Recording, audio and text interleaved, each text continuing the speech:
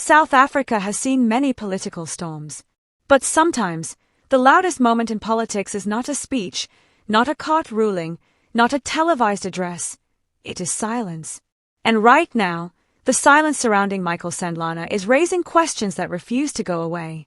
Behind prison walls, away from microphones and public platforms, Michael Sandlana has not spoken publicly in weeks. No new statements. No interviews. No dramatic courtroom remarks. For a figure who once dominated headlines, the quiet is striking. And in South Africa's volatile political climate, silence can be more powerful than words. Michael Sandlana's arrest and subsequent detention sent shockwaves through political circles. According to official records and reporting at the time, authorities moved forward with charges that they described as serious and backed by investigation. The arrest unfolded under intense media scrutiny, with images and footage spreading rapidly across television and social platforms. It marked a turning point in a saga that had already divided public opinion. Sandlana, known for his vocal presence and controversial political positioning, had cultivated a reputation as a disruptive force within certain political debates. Supporters framed him as a whistleblower and truth-teller. Critics described him as reckless and destabilizing. Regardless of perspective, his public visibility was undeniable. Now, that visibility has disappeared. According to sources familiar with correctional procedures, individuals in detention are subject to strict communication regulations. Access to media, interviews, and public messaging is tightly controlled. Legal teams often advise silence during ongoing proceedings, especially when cases are active before the courts. In politically sensitive matters, that silence can be strategic, but in Sandlana's case, the lack of communication has created a vacuum. And in South Africa's politically charged atmosphere, vacuums rarely remain empty for long. Political tensions have been simmering since his detention. Some opposition voices have questioned the timing and handling of the case. Others argue that law enforcement agencies are simply doing their job, insisting that due process must be respected. Government officials have maintained that institutions are functioning independently and that no individual is above the law. The broader context cannot be ignored. South Africa's political landscape is deeply shaped by ongoing debates about accountability, corruption, institutional reform, and public trust. High-profile arrests are never just legal matters, they become symbols. They feed into narratives about state power, political rivalry, and systemic integrity. Public reaction has been sharply divided. On social media platforms, hashtags calling for transparency have circulated alongside posts urging patience and respect for judicial processes. Civil society groups have emphasized the importance of allowing the courts to operate without political interference. Analysts on national television have warned against turning legal proceedings into political spectacle. Meanwhile, correctional services officials have remained measured in their responses. According to reports, Sandlana is being held under standard detention conditions consistent with national regulations. There have been no confirmed reports of extraordinary treatment, either favorable or punitive. Routine processes appear to be in place. Yet the question persists: why the silence? Legal experts note that in high-profile cases, silence can serve multiple purposes. It can protect defense strategy. It can prevent statements from being misinterpreted. It can avoid influencing public perception in ways that might affect court proceedings. In some instances, it reflects negotiations happening behind closed doors, discussions between legal teams, prosecutors, and institutional authorities.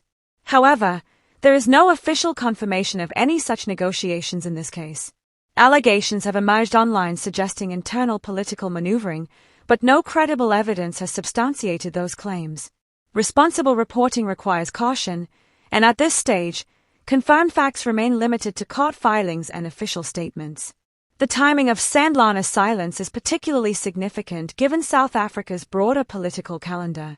With electoral cycles, party leadership dynamics, and coalition tensions shaping national discourse, any high-profile legal case inevitably intersects with political strategy.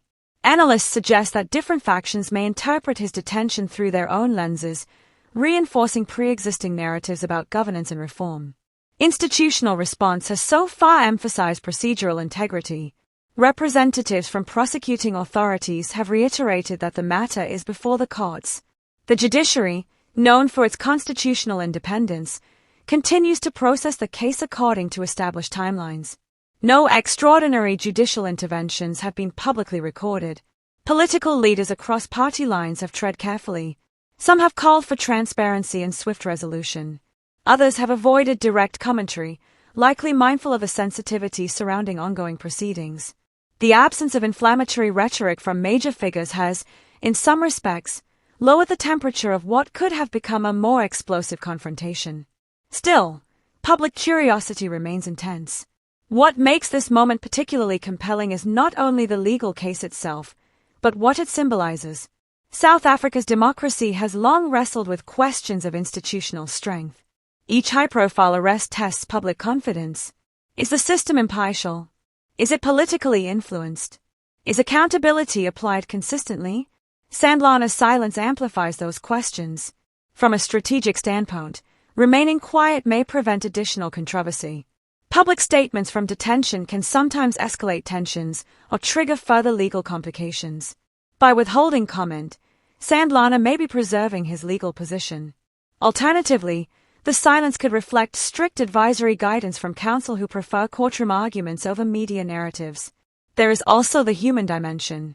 Detention fundamentally alters daily life. Access to communication is structured. Personal reflection may take precedence over public messaging. For a figure accustomed to constant public engagement, the transition into enforced quiet can be profound.